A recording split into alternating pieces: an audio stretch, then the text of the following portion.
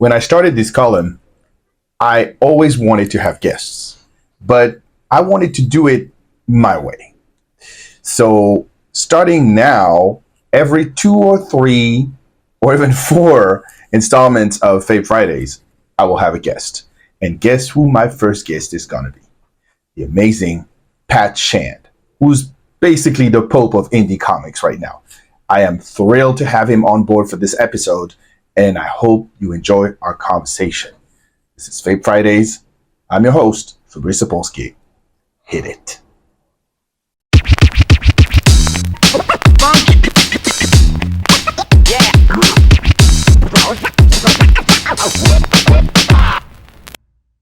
So what is the secret origin of Pat Shand? Secret origin of Pat Shand. No secret really. You know, I got my start with, I was writing since I was a kid. I was doing little short stories on my typewriter. I would read R.L. Stine's Goosebumps and I'll be inspired, and I would do a little 3-4 page sequel. I would do Monster Blood 4 or 5 as little short stories. Then I started to get into theater. I would write 1-act plays, little short plays in New York City. And then I just slowly broke into comics, and I've been here since 2011. Just a little, you know. You did a little infidelity to New York. I know you were in California for a bit. Yeah, I moved to San Diego for almost two full years. I love it there too. My goal one day is to have houses on both coasts. Oh wow! Well, I hope you get there.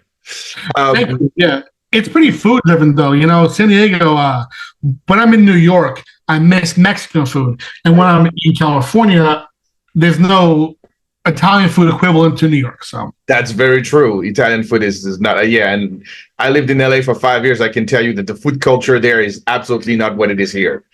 No, it's very different. I think you told me earlier that you knocked at a lot of publishers' doors when you started, but you could not always get in. Were you just like ignored or just flat out rejected? Sometimes rejected, but mostly just ignored. You know, there are publishers who I've still never gotten an answer from. There are publishers that have published me as a reprint who I've still never gotten a direct answer from, like Dark Horse, for example. Oh, wow. They republished some Disney princesses I wrote for Joe books in the big compendium. And I've never really heard back, but it's been a long time since I've checked in. I stopped reaching out to publishers in about 2020. Yeah, it's actually when you started like blowing out and like being everywhere on Kickstarter. We're going to talk about that. Every time I see you, and I'm really amazed. You're kind of a writing machine. How many pages can you write a week, and how many since you started comics? You know, since I started comics, it's been wild. There were times where my output was. I look back and I wonder how I did it, because when I was staff at Zenescope, for example, there were months where I was doing 7 books a month, and that books a month, crazy. That's almost 2 issues a week. Yeah, that was on top of editing and doing story for other books too. That's just what I was scripting. That was a crazy time. So that's the most extreme version of how I work. But generally, I would prefer to do like 5-10 pages a day, I'd say. And do you like to do it like full script, or do you like to do it the Marvel way, like you're giving it a plot and then you add dialogue after on what comes back? I do a mix. There are some titles that I have to do full script, like Destiny New York and my upcoming Wild Wisps. I do full script. And the other ones, when it's more of a time crunch, you know, I prioritize getting the artist pages when they need pages. So, for example, on a book like Only Friends with Pen, where it's more, you know, the dialogue is very humor driven, I'll panelize the script, but not put the dialogue. So what I'll do is I'll just write a rough idea of what the dialogue will be, and the artist will draw it as is, and then I'll finalize the dialogue over the art. Yeah. So okay. And can we talk about the fact that you you have 43 Kickstarter campaigns so far? That's what Kickstarter says. Well, all right. So that's probably on my Pat Shand account because my company has that account, space between merch account and Cheeky Comics. So the total right now is 49. So yeah, it's a lot. It's a lot. I'm trying to do 12 on my main line this year and 12 on my Cheeky Comics line this year. So I'm trying to keep. But that means that you have to be super organized. It's like a military organization because you have to fulfill as you go in order to have a campaign a month, right? Yes and no. You know, you're allowed to have 6 unfulfilled campaigns at once per account. As long as you have a different verified ID on each account. So, for example, my guy Steve J, he's the head of my Cheeky Comics imprint, and I'm the head of my Pat Shand main line. So, as long as we don't go past 6 unfulfilled on each one, we're good. And yeah, that's just we generally have a lot less than 6 too because we keep. But moving. Still, like 49 campaigns since like what 2016 when you started. Yeah. Damn. Started slow too, you know. 2016 we had 1 campaign. 2017 probably 3. And last year I think we hit 17, and this year we're gonna aim for a total of across all our imprints. I think 33 maybe. Wow, you beat me. Like I'm doing 17 graphic novels a year, and I'm already overwhelmed. And you're there with 33 different issues. That means that I mean it's not graphic novels. It's a mix, right, of issues and graphic novels.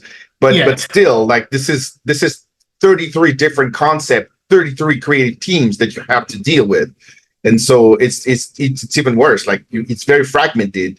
What's the organization like at Space Between? The scheduling comes down to what I'm writing as far as you know. I'll structure the publishing schedule. But right now, for example, in the back, we have 4 guys who are working on delivering a book that just came in today. So we are always moving. And yeah, I mean, I enjoy giving my friends work. I enjoy putting them on and making a team, a family.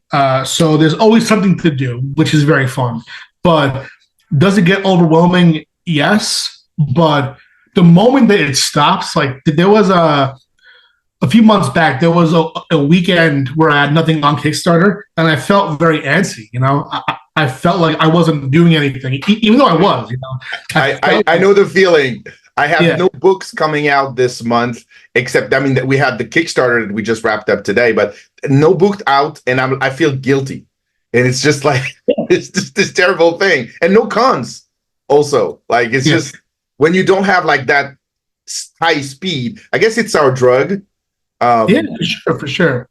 I mean, people pay us their attention, you know. So the idea of sitting on that and just having people waiting, that I can't really do, you know. It's definitely a drug. It's some kind of dopamine too, because I mean, I know that you can get addicted to scrolling your feeds, being on social, but I don't really enjoy that personally. But being in the Kickstarter feed, that's very addictive to me for sure. Yeah, because I mean, I noticed that in terms of social media, your personal presence is very light compared to the output that you have. That means that you've mastered the Kickstarter system so well that everything happens within that bubble, right? A lot of it, yeah. I'm in some groups, but I don't push social very hard at all. You know, I find that the 2010s saw indie comics creators focus very strong on social, and it didn't equate to sales. It didn't equate to growing readerships.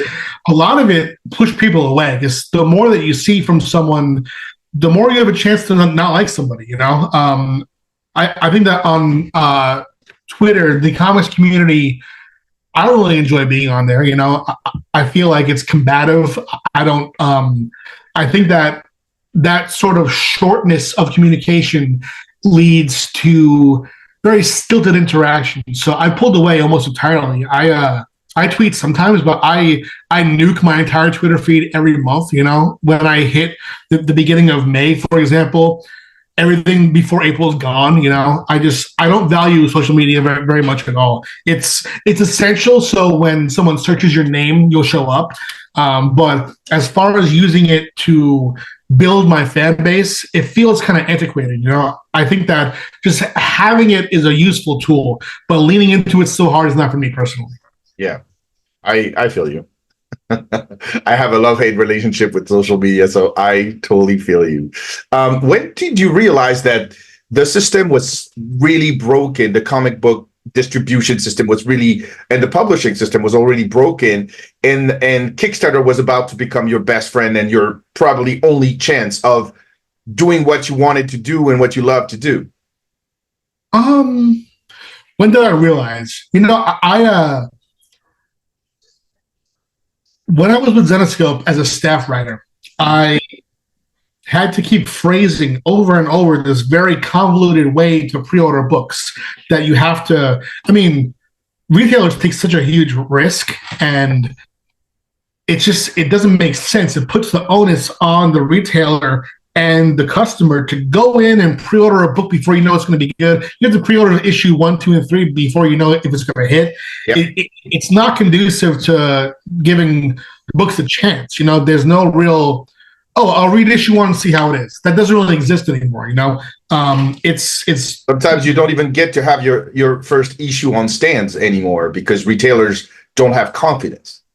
Yeah. This pre-order system to Diamond, you know, it didn't work how I was hoping it would work as an indie creator. So, and also publishers, you know, as retailers and the community in general struggled with having indie series go past issue 3, 4, 5, 6, I found that publishers weren't really down to do what I want to do as a creator, which is tell long form stories and tell a lot of stories. My mind is very busy and I don't want to focus on one story at once. That to me isn't conducive to how I create.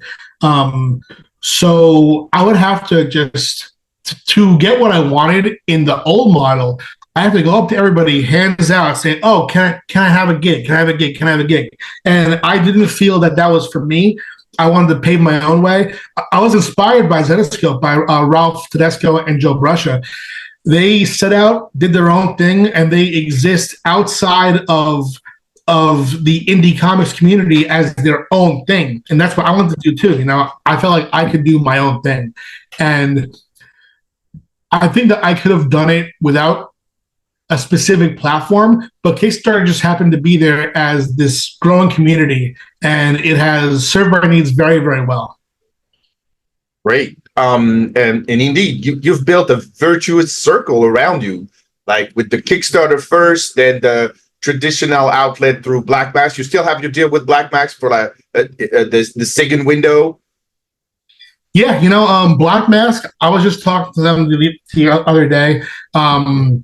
They seem down to do whatever I want as far as publishing space between titles, which is very cool. It's a cool way to reach a different audience, because the truth is that at cons I've seen, I'll have on the table my publishing. I'll have Destiny New York as graphic novels volumes 1 through 5, and Black Mask has done single issues for volumes 1 and through halfway through 3 right now. People will come up and be like, what is this? I'm reading this in shops, but how is there so much? And I'll explain to them that it's through Kickstarter. The audiences are so different. The in-shop audience and the Kickstarter audience, different people. So it's been cool to reach people that way. I wish that it was faster and more reliable, because I have years of content that's backlogged. And yet I still see delays that aren't on my end, so that's a bit of a bummer. But that's what it is, you know?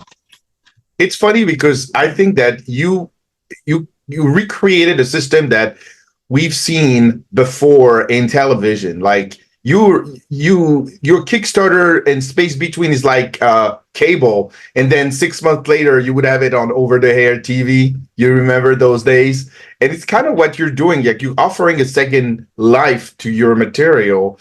And I really think it's brilliant the way you said. And I don't know if it was like on purpose or not. It was just like happened because there was this hand that was extended from Black Mask, and it was like a good partnership, a good business decision. But clearly, like it's working for you. Would you consider that the money that comes from retail is not change money that comes on top, but you're not really counting on it? No, yeah, I'm not counting on it, but I did it for money for sure because with Destiny New York, right? Putting it out through Kickstarter, to me, that's the goal. The book exists, the art exists. I sell that forever. That's my way to tell that story. Black Mask licensing it, that is extra for me, you know? It's cool. It's a marketing tool. And again, it's reaching different people. But I feel that no matter what, I'm always going to reach who I'm going to reach. So for me, I got offers to do it through different publishers, but the money wasn't there, you know? So to me, I believe in that story very much. And I would say no to most publishers if they wanted to do that book. So I was happy with where Black Mask met me there. And are they relieving you also with everything that is international representation, like all the second rights, or are you dealing everything yourself? Or you're not there yet? No, they deal with everything. They deal with everything. Okay. Do you have options that, I mean, are you series going to be distributed in other countries? This is something that when you have a lot of material, it becomes interesting. Yeah. Great. Wonderful. You heard it first. Have you ever been tempted to use other platforms than Kickstarter? As far as crowdfunding? Yes. There aren't really any competitors as far as comic books. You know, I've been tempted, and I have for example, I did an Indiegogo in demand, which I don't do backer kits, post campaign surveys. I don't feel that it's fair that they take a percentage of what you made on your original platform. It doesn't make sense to me. Because for example, say I run a merch Kickstarter, make $5,000, and then I run a cheeky Kickstarter and make 60. BackerKit does the same amount of work on the smaller campaign as the big one, but it takes such a big part of the pie. You know, that makes no sense to me. Isn't that what BackerKit is doing too? That's what I'm saying, BackerKit. Yeah, BackerKit. Yeah. That makes no sense to me whatsoever. So I saw Indiegogo as a means to avoid that because they don't do that. So I went on there and I did one campaign, and they were very harsh on the censorship, which surprised me. So, and plus they have no algorithm. You have to push it externally. Kickstarter has an algorithm that acts like social media. So the projects that are doing well will ramp up over time. On the other platforms, not so much. But yeah, I mean, there are. I wish that there were more competitors. I would love to have an active campaign on Kickstarter, BackerKit, Indiegogo, Zoop all at once. That would be great, but it wouldn't be beneficial yet. Is there a time where maybe there will be a valid competitor? Sure. I would take a meeting with any one of them. In fact, I have a meeting with a competitor, I think in 2 days from now, and I'll hear the pitch, but there's never been a real believable answer to me that sees a site doing it as well as Kickstarter. I hear you. What was the title when it comes to campaigns and feedback and success? What is the title that surprised you the most that you launched and you were like, okay, well, I expected that, but it blew my mind? Cheeky for sure. That was the second book in a series that I did with Amy, called Thirsty, Cheeky, and Steamy. Thirsty was a risk for us because at the time we weren't doing, sexy books. And Thirsty was a book that was about sex. It was about sex and love, and it told multiple stories that overlapped in these fun, exciting, and sweet and sexy ways. But that wasn't a real popular thing at the time. There was one book that I saw doing it very well, which was Sunstone. But we had a story that we wanted to tell, and we did, and it ended up doing very well. At the time, it was our biggest campaign by a short stretch. It outperformed Destiny New York by a small amount, and we were surprised. The sequel, Cheeky, was our biggest campaign by a huge stretch. It more than doubled the previous highest campaign. It made over $100,000. And watching that one go up and up and up, it made me see that there was a big audience for this kind of story, a story that we felt initially that we might have a small audience for. So that opened up the idea of what we could do, because I'm very interested in slice of life, romance. So being able to tell stories in that vein, where we don't have to censor anything, that was really fun to see, because, in prose, the top genre is romance. And by romance, it's largely smut, So we wanted to take the opportunity to, tell character-driven smut and bring that to comics in a way that was interesting to us. And Cheeky, the success allowed us to do that in a way that we never saw possible. Great. You're speaking a lot about money, and it's the first thing that people see, but how about volume? What does it represent in terms of volume, like on a book like Cheeky or a book like Destiny New York, in terms of volume that you produced, like the actual palettes? Oh, as far as the print run? Yeah. I mean, one of those, I base the print run based on what it sells, I'll if I see Cheeky do very well, I'll order heavy on Cheeky, because it doesn't just mean I'm fulfilling those orders. It means that there's interest. So I'll just base it on that. But it is based on the back account and the money for sure, because that's how I see what people want. I'll order more heavily on an issue 1 no matter what, because I want to make sure that when I print issue 2, that I'm going to have enough issue 1 and I have to reprint. But volume for me is based on sales for sure. What's the book that you reprinted the most? I imagine it's Destiny. That's gotten 1 reprint so far. I printed very heavily. Okay. Well, because it was the original gangster. Yeah. Is there a title that you were excited about? You launched it, you funded, you wrote it, and then you lost interest? No. No, you're equally as interested and excited about every title that comes out of your head. No, not equally. And there are definitely titles that didn't go how I pictured them, but as far as the ones that I write, no. I have, my interest doesn't really wane until the story's done. I have my favorites by far.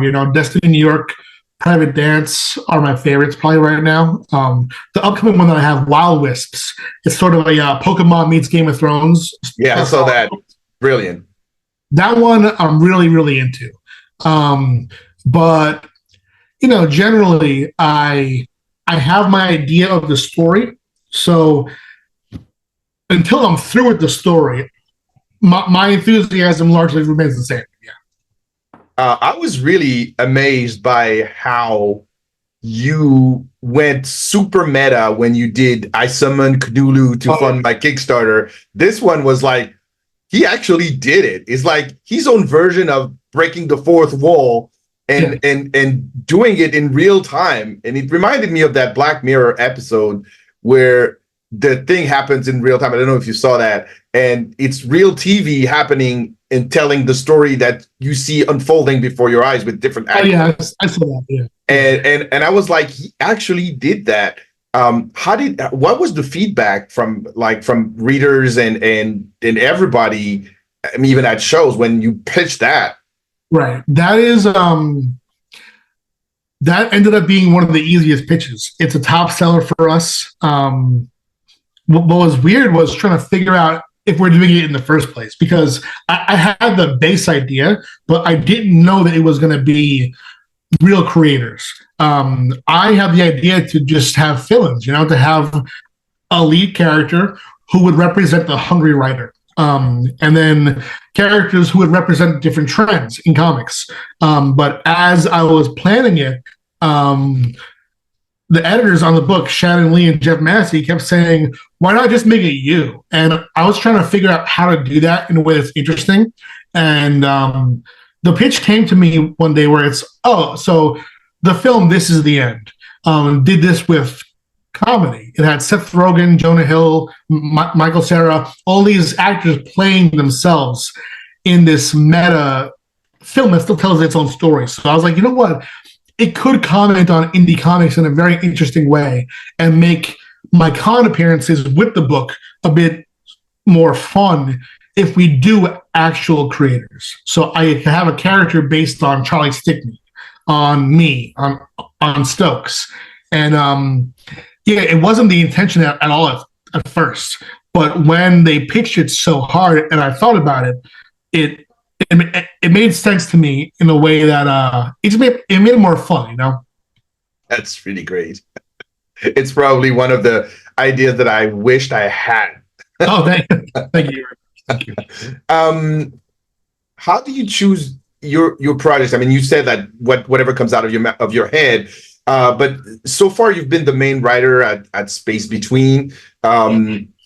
Is it I have this new idea and you're doing it, or is it like I had this new idea, let's see if I'm going to do it or if I'm going to pitch it to another writer, or is it like, you know what, give me your ideas and I'll tell you if I can write it? With Space Between, I never take ideas as far as like inviting other people to do them.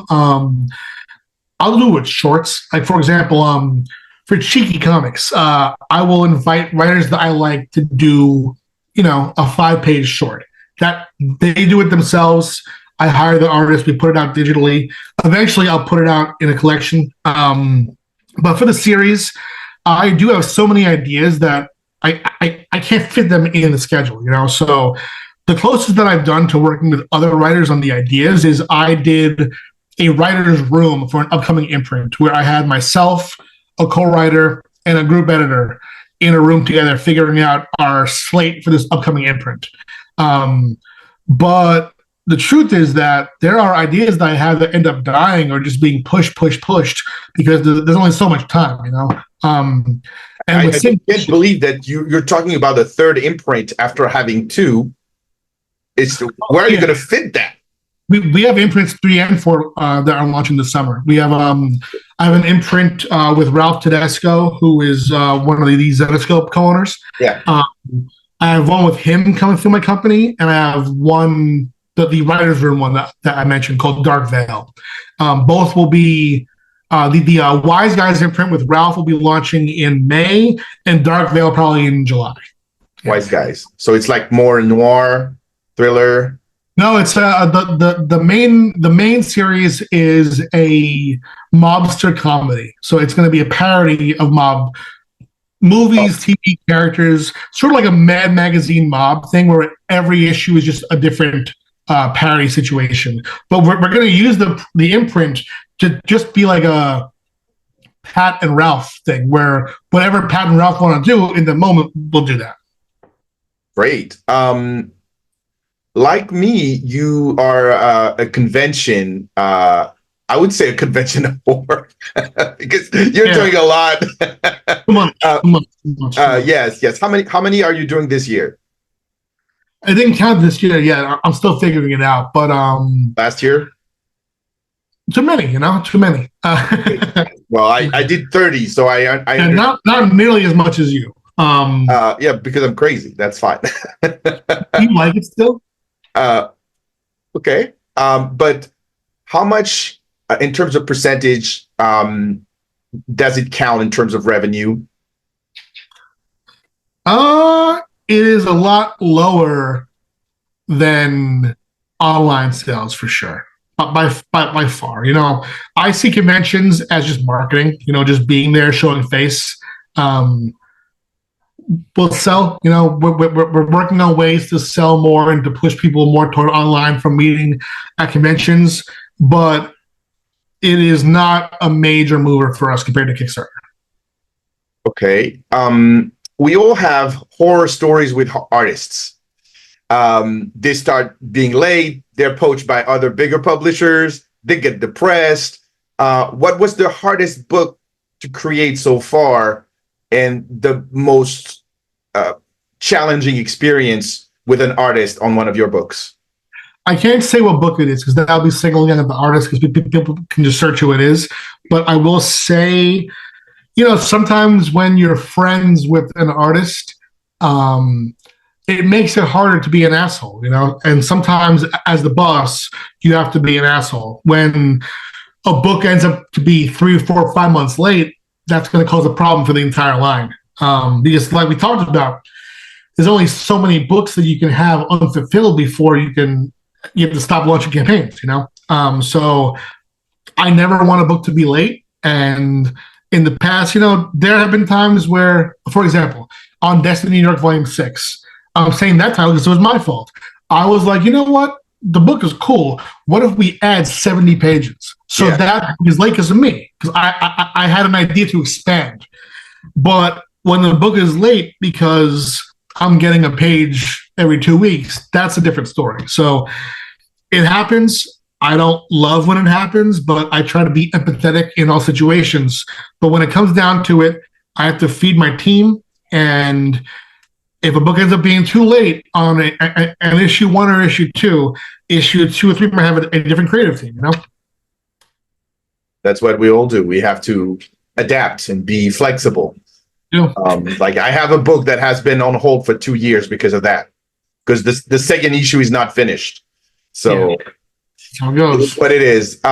Let's talk NSFW a little bit. It was a bold move to start doing those kind of comics when you did. Was it 2021, right? That feels right, yeah. Yeah. Did you wake up one day and said to your partner, honey, we're going to do porn comics? We talked about it and talked about it with our editor, Shannon, too. She wanted to start doing books like this for a while. It was a risk, but we had ideas and we just took the risk because we saw a changing tide. During the 2010s, there was a lot of, puritanical energy about that kind of art, that kind of storytelling. And I saw it going away. And I thought it would be cool to get ahead of that and to just do it and not be scared what anyone thinks, because people always critiqued Zenescope when I was there. But the audience of Zenescope is very diverse, largely female, and it was largely these dudes who would critique those books as books that dudes read in their basement, when really they're the dude in the basement. So it was just, I never really got the critique of it. So when I just felt free to do it, and I was very heartened by seeing the reaction. Well, you were a trendsetter because, like, you convinced your friends at Black Mass to do it too, and and now other people are doing it. I think I counted like there are 16 non-safe for work projects on Kickstarter at the moment. There are many from people who initially discounted those books, and now it's become a trend because it's a very trending genre. Obviously, it's very popular. Now you'll see other creators who are not doing it shitting on those who are doing it, and I just look at that and I'm like, you're critiquing people who do this while just creating knockoff superhero? Like, that's crazy. Like, why not do something different? Like, look, I come from Europe. I understand. Like, I'm actually, I think you're advancing the cause. You're advancing freedom. Thank you. I feel like sex is a much more universal theme than a lot of the topics that comics in general have touched on for years. So I'm glad to see things go this way for sure. Well, now I'm waiting for you to pitch a sexual version of Pokemon, which are like one of the two things that you really love. Sex and Pokemon here. All right. Okay. Well, that was my last question. Thank you very much. This is great. I mean, I always feel like I learn a ton every time I speak to you, even 5 minutes at conventions. So, and I've been in this business for 28 years. So I know a lot already, but it's like when you're in comics, the more you know, the less you know. And you need to upgrade constantly to be on top of the game, to be able to just survive and provide for your family. And a lot of, I always tell people, and I don't know if that would be something that you say, is that the big publishers, they have big teams and big editors, and everyone on staff is paid, and the creators come last. People like you and me, we make sure that creators never come last. Yeah. And I guess that's really why indie comics are amazing. Yeah, it's great. What we do enables us to not have to knock on doors anymore. Yeah, exactly. Because they don't deserve it. They don't deserve it. Well, thank you, Pat, for your time. Thank you. And I'm looking forward to crossing paths with you at a convention near you. Beautiful. Thank you.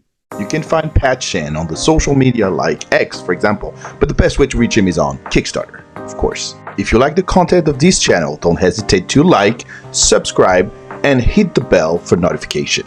Thank you, and see you in the next one.